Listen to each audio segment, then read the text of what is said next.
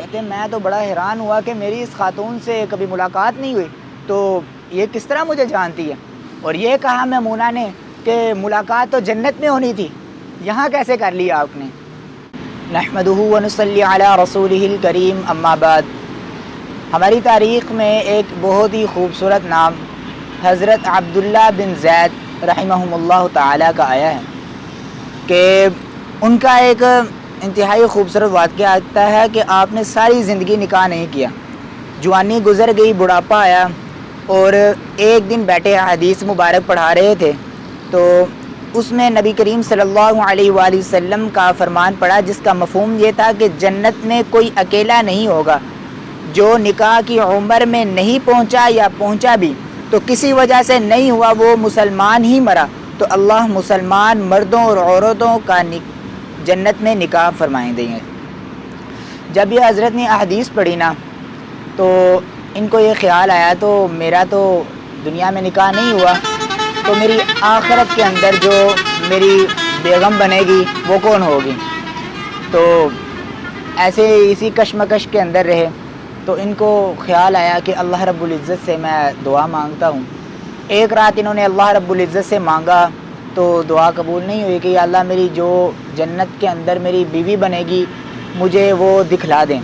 تو پہلے دن تو خواب ان کو آئی، پہلے دن خواب نہیں آئی ان کو، اور دوسرے دن بھی دعا ان کی قبول نہیں ہوئی، اور تیسرے دن اللہ رب العزت نے ان کی دعا کو قبول فرمایا، اور جب ان کی دعا قبول ہوئی تو انہوں نے خواب کے اندر ایک خاتون کو دیکھا جو کالی تھی، تو بہت ہی کالا شہ رنگ تھا، اور تہجد کے وقت ان کی آنکھ کھلی اور اٹھ کر انہوں نے 2 نفل پڑھے اور صبح کو فجر کی نماز جماعت کے ساتھ پڑھی اور اپنے گھوڑے پر سوار ہو کر چلے گئے۔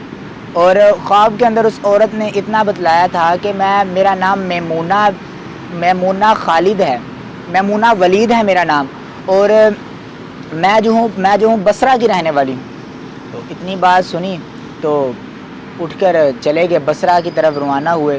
جب بصرہ پہنچے تو بصرہ والوں نے بہت ہی استقبال کیا اور عالی شان قسم کا استقبال کیا، اس لیے کہ حضرت کو سب جانتے تھے، ان کا بڑا نام تھا، احادیث بیان کرتے تھے۔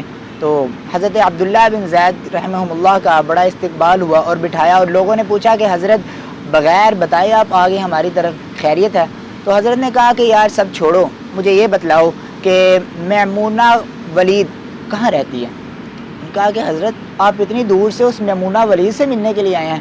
حضرت نے کہا کیوں، اس سے کوئی نہیں مل سکتا؟ کہا نہیں ایسی بات نہیں ہے، وہ دیوانی سی عورت ہے، اس سے آپ نے کیا ملنا ہے؟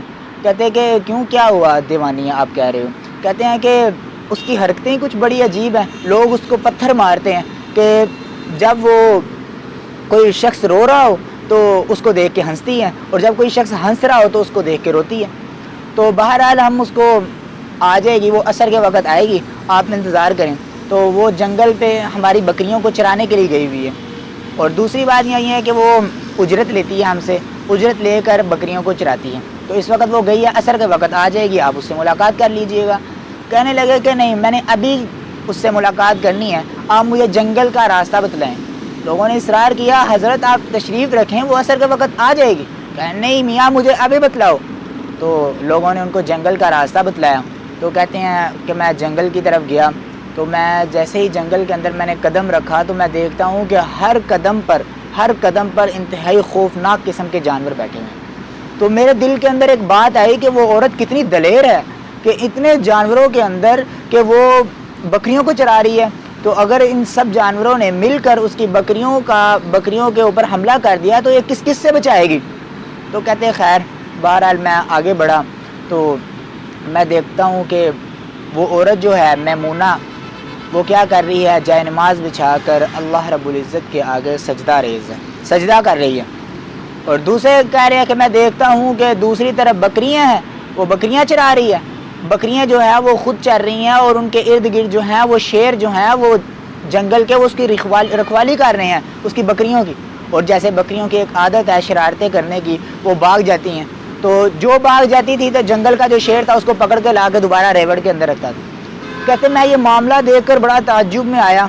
کہتے جب میمونہ نے سلام پھیر کر میری طرف دیکھا اور کہنے لگے عبداللہ کس طرح آنا ہوا؟ کہتے میں تو بڑا حیران ہوا کہ میری اس خاتون سے کبھی ملاقات نہیں ہوئی، تو یہ کس طرح مجھے جانتی ہے؟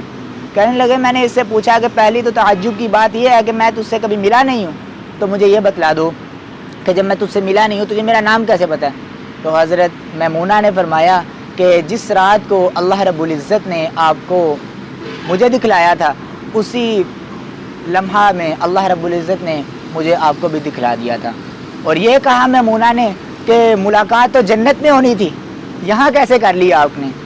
تو جب یہ بات کی تو حضرت نے کہا کہ میں آپ سے یہ بات پوچھنا چاہتا ہوں، لوگ آپ کو دیوانہ کہتے ہیں، اس کی مجھے سمجھ نہیں آتی، لیکن میں آپ کے اندر ایک بات دیکھ رہا ہوں کہ آپ یہاں آ کر نفل پڑھ رہی ہو۔